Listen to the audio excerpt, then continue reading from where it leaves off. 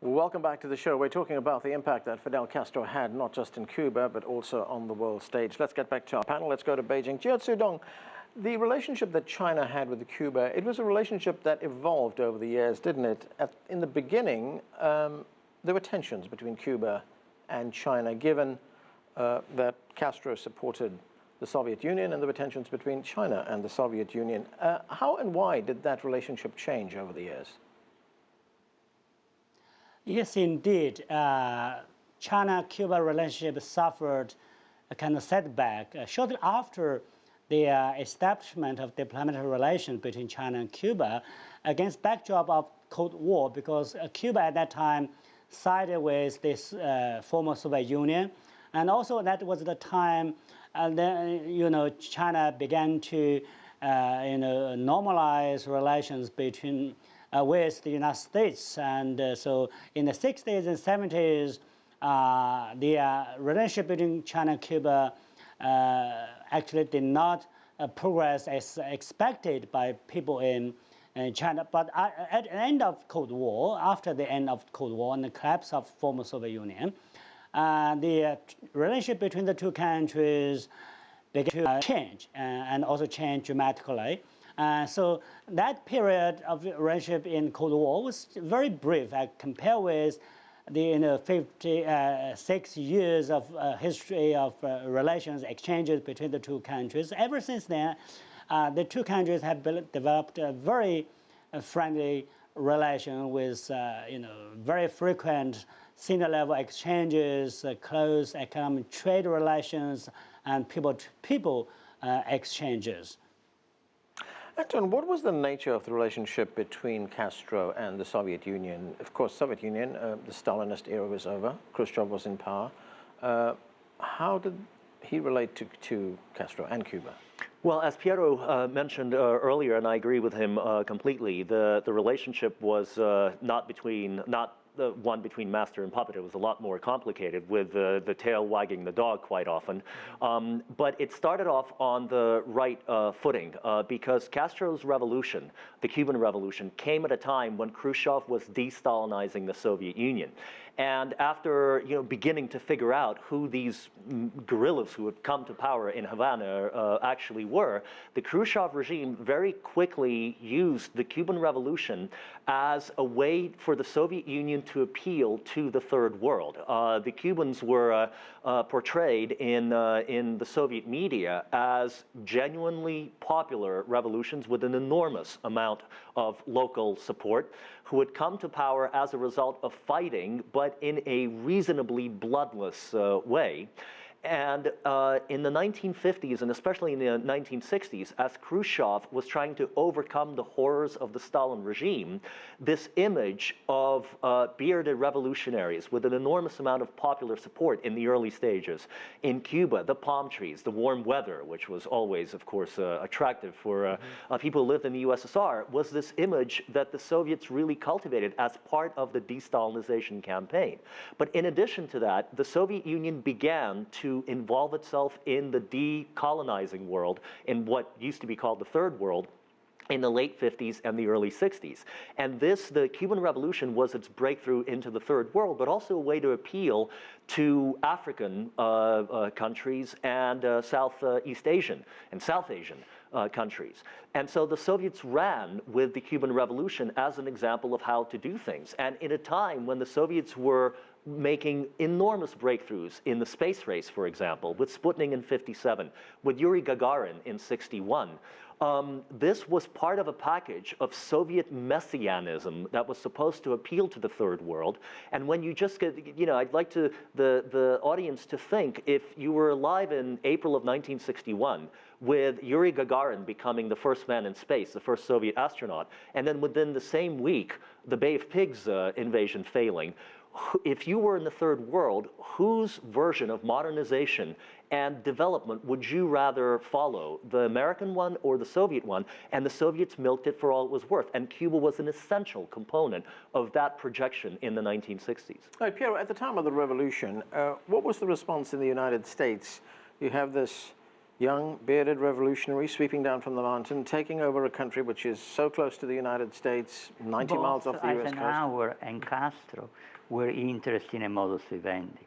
But the modus vivendi Eisenhower wanted was one in which Cuba would remain part of the US sphere of influence, and there would be, if there were expropriations, there would be prompt and effective compensation. I think Fidel Castro in early 1959 was interested in the possibility of a modus vivendi with the United States, and particularly because he could not count on the support of the Soviet Union yet, but he wanted a Cuba that would be independent. Fidel Castro represented the Cuban nationalism that had been frustrated by the US intervention in the war against Spain in 1898, which had transformed Cuba into a protectorate of the United States. And Fidel Castro represented the dreams of José Martí, which was for deep social reforms in Cuba. And this the United States was not willing to accept.